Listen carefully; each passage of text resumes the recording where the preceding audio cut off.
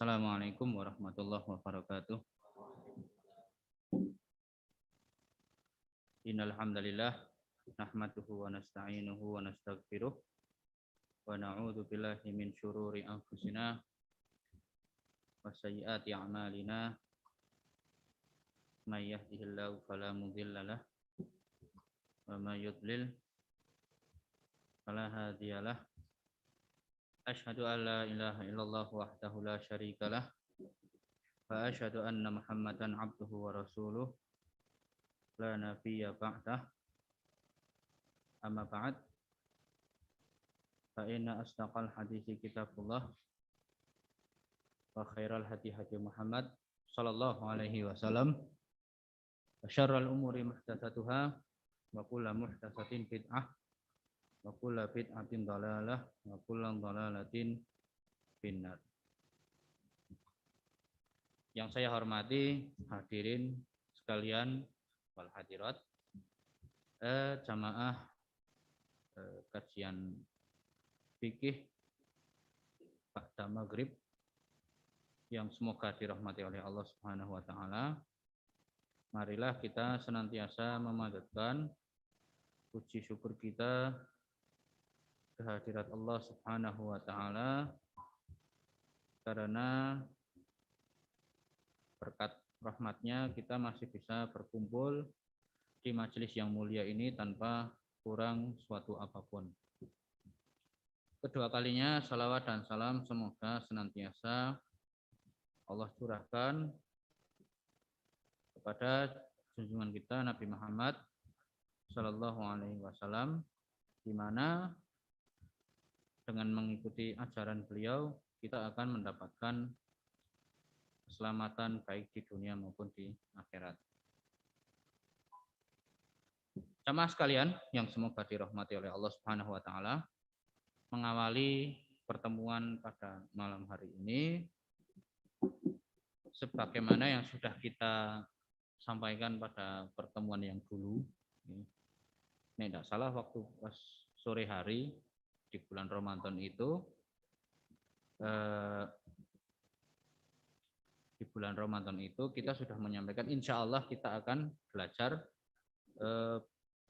seputar fikih. Cuman fikih ini kalau sudah belajar fikih,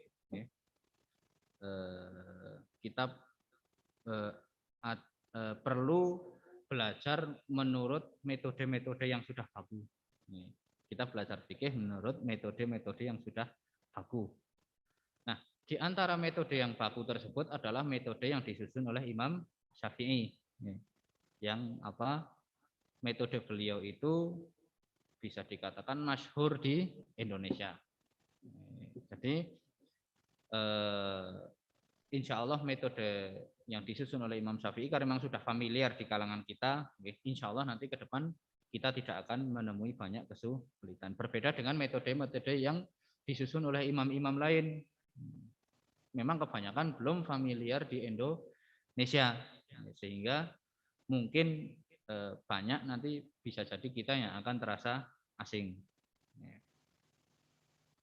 Nah, di antara buku materi yang carane buku acuan yang paling direkomendasikan adalah kita insya Allah ke depan akan belajar Mukhtasar Abi Syuja'. Mukhtasar Abi Syuja'. Yang ngarang siapa? Yang ngarang Imam Abi Syuja' Al-Asfahani. Siapa Imam Abu Syuja' Al-Asfahani? Ya, intinya beliau ulama madhab Syafi'i. Ulama madhab Syafi'i. Nanti biodatanya seperti apa bisa dibuka di Google, banyak artikel-artikel yang membahas tentang beliau. Nah,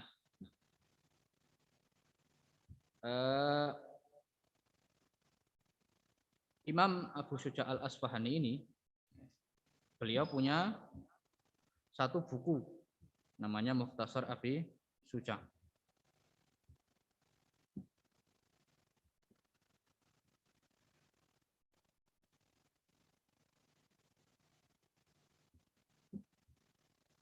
Beliau punya buku bernama Mukhtasar Abi Syuja'. Buku ini ringkas memang.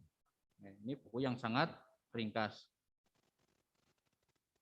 Buku yang sangat ringkas, tapi apa? Buku yang sangat ringkas tapi isinya padat. Oke.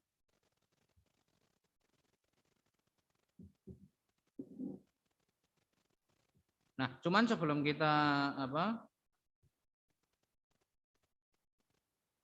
kita memasuki penjelasan lebih lanjut, ada baiknya saya akan sedikit memberikan pengantar. Oke.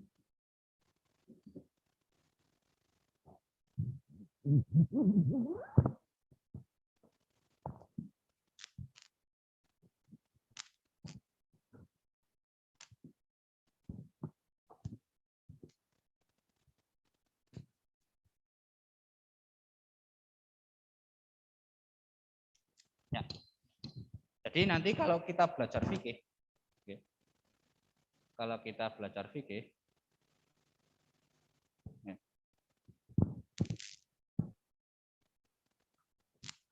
nanti akan ada 3 cakupan. Belajar fikih ada 3 cakupan. Ada 3 cakupan. Yang pertama apa? Ada namanya istilah muktamad. Nah, apa muktamad? Yang kedua ada istilah amal. Yang ketiga ada istilah fatwa. Apa maksudnya? Saya sederhanakan saja bahasanya. Yang dimaksud muktamad, kita nanti akan mengenal pendapat resmi madhab. Itu namanya muktamad. Apa pendapat resmi madhab?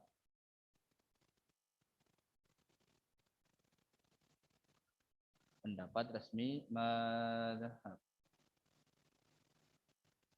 Amal. Nah, nanti contohnya ada sendiri-sendiri. Amal misalnya apa? Amal itu apa? Ya, amal itu cara-carane praktek yang kita lakukan. Praktek yang kita lakukan.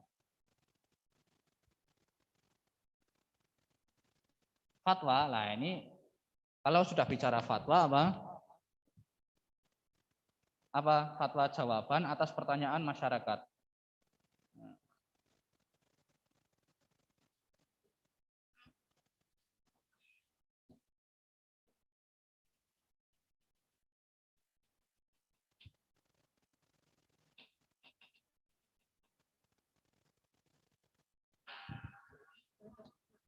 Nah, tiga-tiganya ini tidak mesti berjalan sejajar, tidak mesti. Nah, ini sudah baku. Nah, ini sudah baku, tidak bisa tidak adik. Pendapat resmi madhab. Misal dalam suatu masalah apa misalnya. Dalam madhab Syafi'i, sholat hari raya hukumnya apa? Sunnah mu'akkad. Nah.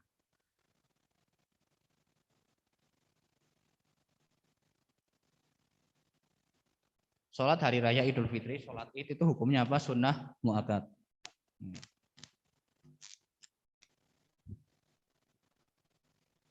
Praktek yang dilakukan, nah, praktek yang dilakukan, oh ternyata setelah kita pelajari kita cocok dalilnya, kita menganggap bahwasanya dalilnya itu kuat.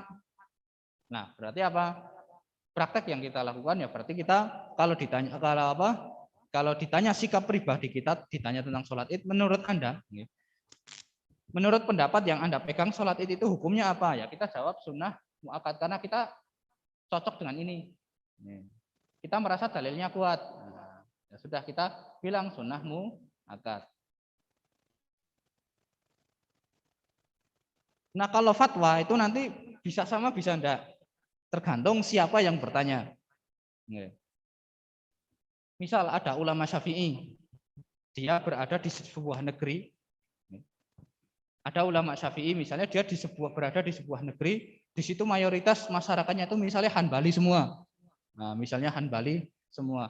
Dalam madhab Hanbali, sholat Id itu hukumnya fardu kifayah. Bukan sunnah mu'akkad, tapi apa? Fardu kifayah. Nah, terus misalnya ada seorang ulama Syafi'i datang ke sebuah negeri, di situ kebanyakan kok penduduknya madhab Hanbali. Nah, ditanya oleh masyarakat situ, wahai syekh, wahai Pak Ustadz, Pak Kiai, Hukum sholat id itu apa? Kita jawab saja. Misalnya ulama itu tahu kalau di situ mayoritas mayoritas masyarakat di situ madhabnya Hanbali, ya jawab saja sesuai apa yang diamalkan di masyarakat di situ. Berarti apa? Orang tersebut ketika ditanya, ya jawabannya fardu kifayah.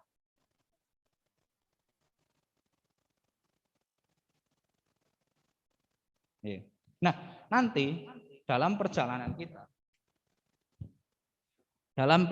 kita mempelajari fikih ini, dalam perjalanan kita menjelajah membahas tentang fikih ini, nanti bisa jadi ada suatu pendapat mungkin yang dalilnya kuat, ya bisa kita amalkan kan gitu. Tapi mungkin ada yang bagi kita kok mungkin dalilnya kurang sreg misalnya. Ya enggak masalah, kita enggak harus sama. Tidak harus sama dengan madhab. Sak mantepnya kita. Nanti akan jelas apabila kita semakin mendalami. Baiklah hadirin sekalian yang dirahmati oleh Allah Subhanahu wa taala. Insya Allah nanti sambil jalan, sambil ada kitabnya. Mungkin sementara hadirin dan hadirat sekalian menyimak dulu apa yang kita sampaikan. Nah, kita mulai di pembahasan kitab Mukhtasar Abi Suja'.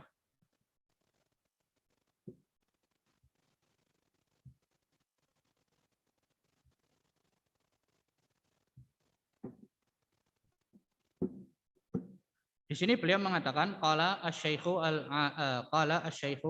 bismillahirrahmanirrahim. Qala asy-syaikhu al-imamu al-alimu al-allamah Syamsuddin Abu Abdullah Muhammad Ibnu Qasim Al-Ghazi Asy-Syafi'i. Nah, ini di penjelasannya ya.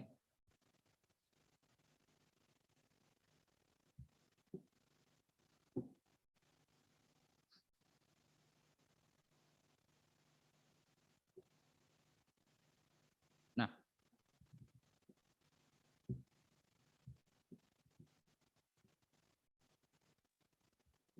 bismillahirrahmanirrahim.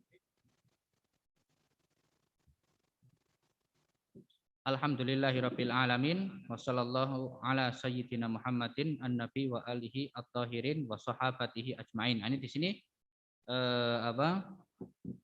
muqaddimahnya.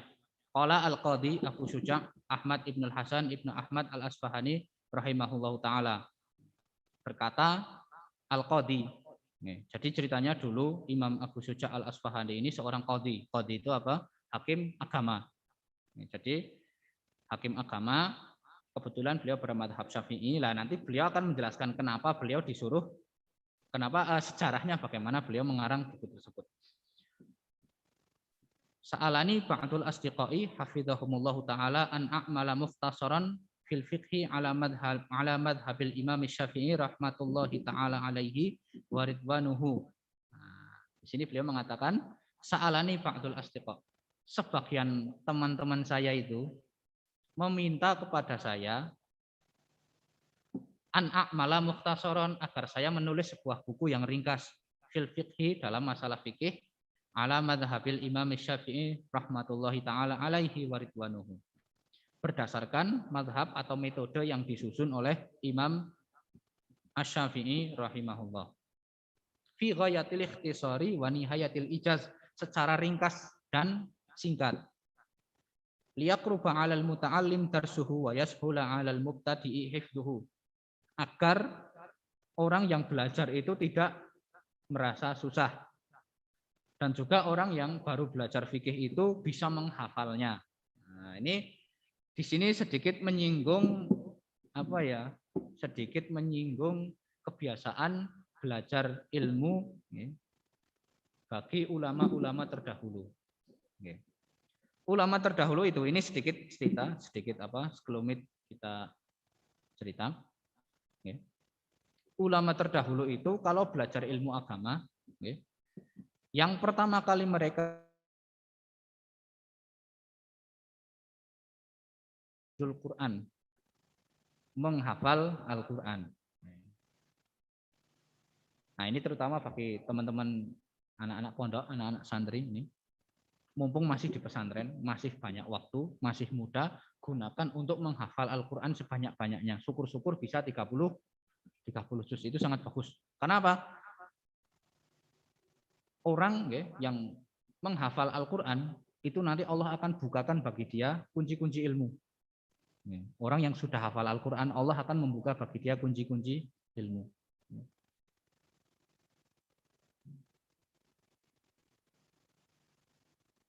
Salah seorang ulama mengatakan fahfal fakullu hafidhin imamu. Fahfal fakullu hafidhin imamu. Perbanyaklah hafalan kalian karena orang yang banyak hafalannya dia nanti akan menonjol dalam bidang agama. Seorang santri rajin menghafal, lulus dari pondok bisa hafal 30 juz, insya Allah nanti akan jadi seorang ulama. Allah akan mudahkan. Makanya para ulama-ulama terdahulu mendidik anaknya, mendidik muridnya biar jadi ulama, suruh ngafal Quran dulu, nggak diajarin yang lain. Hafal Quran 30 juz. Itu kalau mau jadi ulama dalam tanda kutip itu menu wajib. Jangan sampai lewat. Nah, setelah menghafalkan Al-Quran, apakah urusannya selesai? Tidak. Setelah menghafalkan Al-Quran, urusannya belum selesai. Nah, terus setelah menghafalkan Al-Quran apa? Baru belajar ilmu alat. Belajar ilmu alat. Nah, alhamdulillah di pondok pesantren itu biasanya diajarkan. Apa ilmu alat? Itu tadi seperti ilmu tata bahasa Arab. Lebih dikenal dengan nahwu shorof. Ilmu gaya bahasa Arab. Beda dengan tata bahasa, gaya bahasa dengan tata bahasa. Ilmu balaghah. Ilmu balaghah, gaya bahasa Arab namanya apa? Balaghah.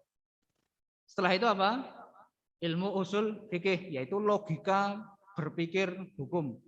Logika berpikir yang mencari kesimpulan suatu hukum Islam. Hukum dalam syariat Islam namanya usul fikih. Ilmu yang bicara tentang logika dalam mencari kesimpulan hukum. Nah, ini 3 ilmu alat ini bagi seorang santri hendaknya menguasai minimal dasar-dasarnya. Setelah itu apa? Setelah itu dia mencoba menghafalkan buku-buku fikih sing tipis-tipis sama buku-buku hadis. Itu biasanya itu. Bisa hafal, paham isinya, paham maksudnya. Nah, jadi ulama. Nah, di sini Imam Abu Suja melanjutkan wa an uksira fihi minat taqsimat wa hasril khisal fa ajabtuhu ila dzalika taliban lis-shawab. Dalam buku ini saya akan menjabarkan fikih dengan cara apa? Saya bikin klasifikasi untuk memudahkan orang yang mau membaca maupun menghafalnya. Wa hasril khisal dan hanya saya batasi.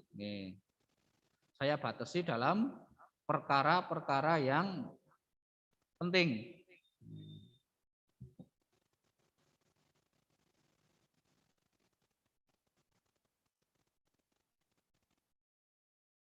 Taliban lisawab dalam rangka mencari pahala dari Allah Subhanahu wa taala.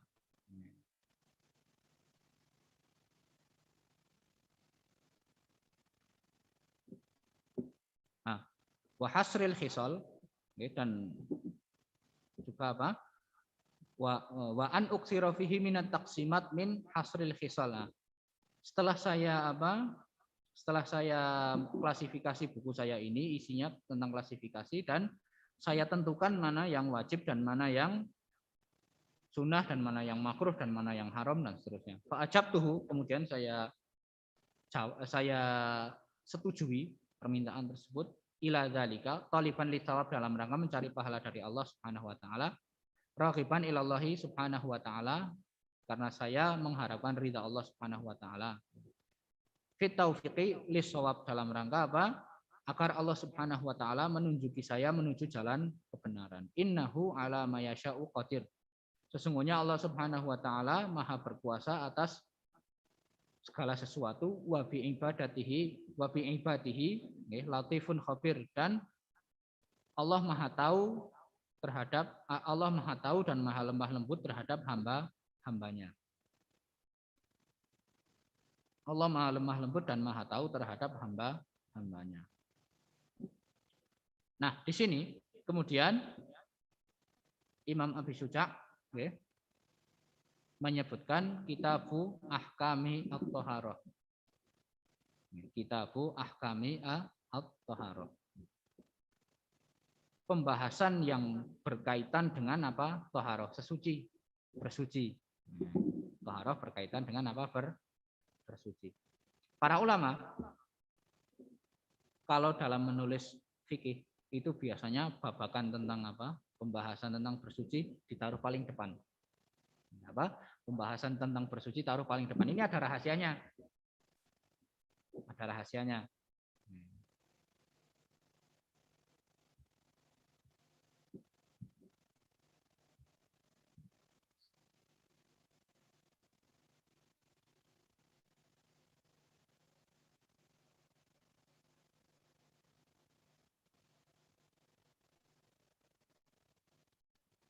Apa rahasianya?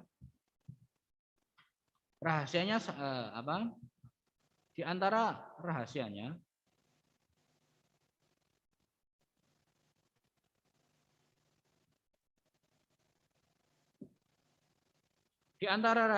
apa? Agar kita dalam menghadap Allah Subhanahu wa taala. Karena gini, yang namanya rukun Islam itu kan yang paling utama itu apa? Sholat. Jadi gini, hitungannya.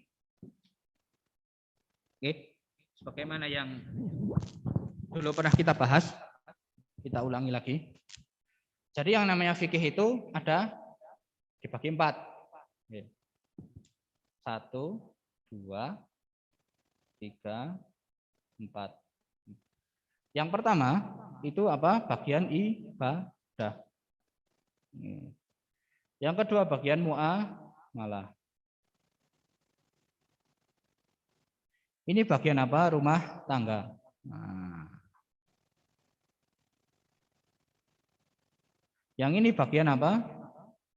Kemasyarakatan.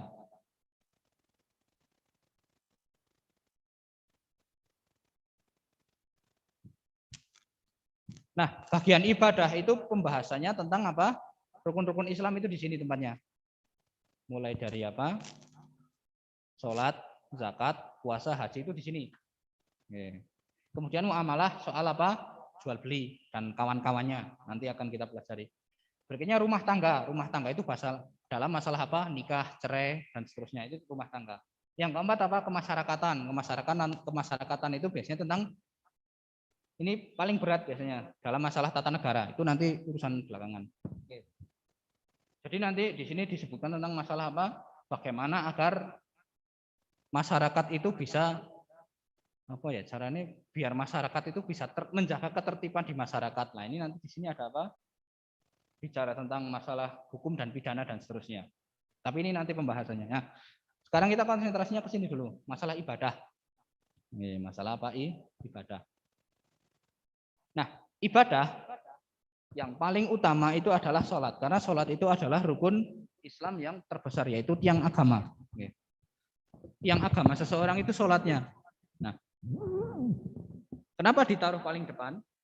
Ya karena ini, yang namanya sholat tidak akan pernah diterima apabila kita tidak bersuci. Nah, kenapa bersuci ditaruh paling depan? Rahasianya. Itu rahasianya. Dan bahkan dalam suatu hadis dikatakan apa?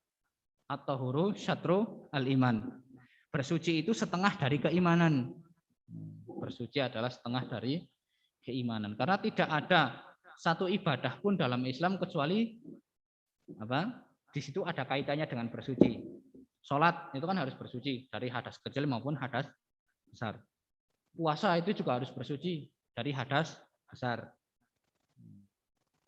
Begitu juga dalam ibadah haji nanti juga banyak ritual-ritual yang dilakukan secara apa?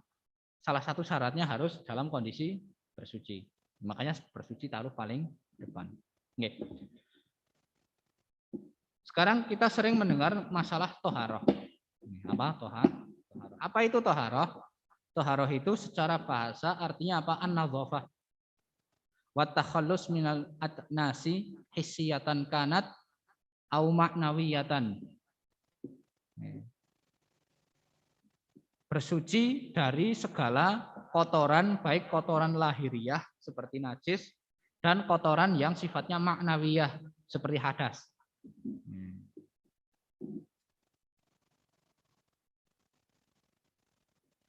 Nah, secara bahasa. Nah, secara syariat, apa arti dari toharah? Toharah itu apa sih?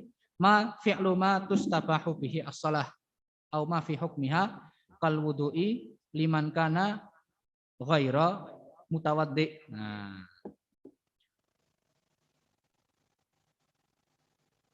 wal ghusli liman wajaba alaihi al-ghuslu wa izalatin najasati 'anis thawbi wal badani wal makan. Artinya apa? Toharoh itu melakukan pekerjaan atau perbuatan di mana perbuatan itu menjadikan kita boleh untuk sholat. Itu maksud toharoh. Melakukan suatu perbuatan di mana perbuatan itu menjadikan kita boleh untuk melakukan sholat. Di antaranya apa? Berwudu bagi orang yang berhadas kecil atau mandi besar bagi orang yang berhadas besar dan juga menghilangkan najis dari badan, dari pakaian maupun dari tempat sholat. Ini tentang masalah toharoh. Sekarang, kalau Allah Subhanahu Wa Taala memerintahkan kita untuk bersuci, kalau Allah Subhanahu Wa Taala memerintahkan kita untuk bersuci, apa hikmah dari bersuci itu? Nah,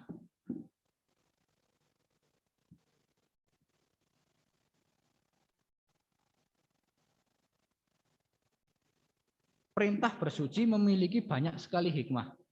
Di antaranya apa? Yang namanya bersuci itu adalah suatu perbuatan yang disukai fitrah manusia. Perbuatan yang disukai apa? Fitrah manusia. Pada dasarnya manusia itu suka dengan sesuatu yang bersih. Dan tidak menyukai sesuatu yang kotor. Kalau kita misalnya masuk kamar, kita masuk kamar, kondisi kamarnya itu bersih, tertata rapi, barang-barang ada di tempatnya secara rapi, tidak ada kotoran di kamar tersebut, kita masuk kamar moodnya akan enak. Tapi nek kita masuk kamar, kamarnya berantakan, itu secara mood itu sudah kan wis ora kepenak rasanya. Kita masuk kamar, kamarnya berantakan itu ya bisa apa mengganggu mood lah, moodnya ora kepenak. Pating selengkerah, selimutnya apa? Harusnya tertata rapi, selimutnya di bawah lantai, selimutnya di atas lantai, buku-buku berserakan, karpetnya harusnya digulung ya masih pating selengkerah. Nah, itu kita masuk kamar suara kepenak. Begitu juga secara fitrah, manusia itu suka dengan kebersihan. Badan kotor ya mandi, kan gitu wajah kita tangi turu yo raup gitu ya. Itu secara fitrah suka dengan kebersihan. Nah, Islam itu agama yang sesuai dengan fitrah. Islam itu agama yang sesuai dengan fitrah manusia. Makanya Islam menganjurkan umatnya untuk selalu bersih dalam menghadap Allah Subhanahu wa taala. Ini yang pertama. Yang kedua, di antara hikmah bersuci apa? Menjaga kemuliaan seorang muslim. Apa menjaga kemuliaan seorang muslim?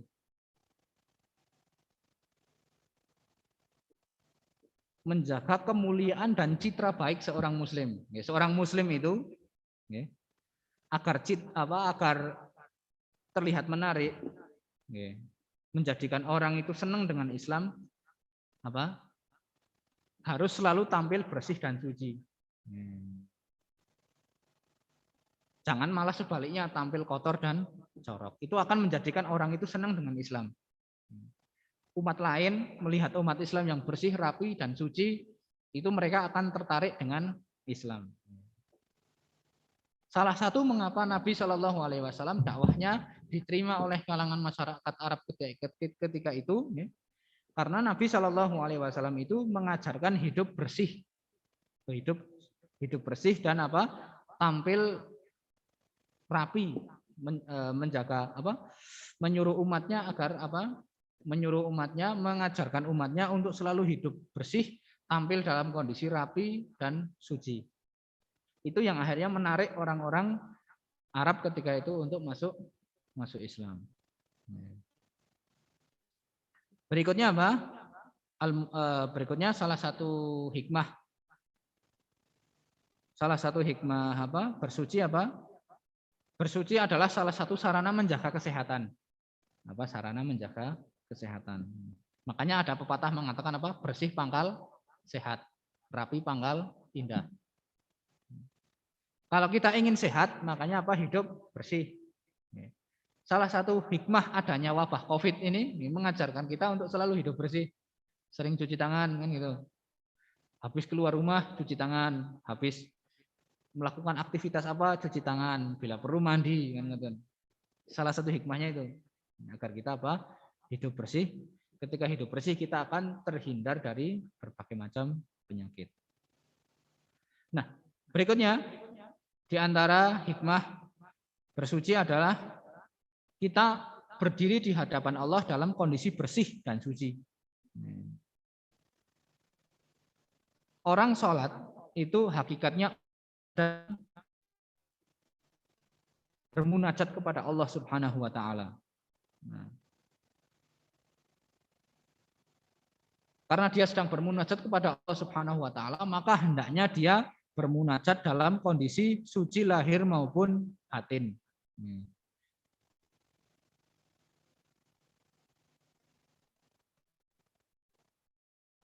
Oke, terakhir dalam sebuah ayat dikatakan Allah Subhanahu wa taala berfirman, "Innallaha yuhibbut tawwabina wa yuhibbul mutatahhirin." Sesungguhnya Allah Subhanahu wa taala mencintai orang-orang yang taubat dan orang-orang yang bersuci. Nah, jadi nek kita datang menghadap Allah dalam kondisi badan kita bersih, kondisi badan kita itu rapi, itu akan menambah kualitas ibadah kita. Nah, ini salah satu hikmahnya kenapa apa kitab Toharoh, pembahasan tentang Toharoh selalu ditaruh paling depan agar orang itu sholat dalam kondisi sempurna. Wallahu a'lam. Mungkin ini saja yang dapat saya sampaikan, kurang lebihnya saya mohon maaf. Akhir kalam wassallallahu ala Muhammad wa ala alihi wa sahbihi wasallam. Nasrun minallah wa fathun qarib wa fasyiril mu'minin. Kalau ada benarnya datangnya dari Allah Subhanahu wa taala, ada salahnya itu murni kesalahan saya. Saya mohon maaf yang sebesar-besarnya. Assalamualaikum warahmatullahi wabarakatuh.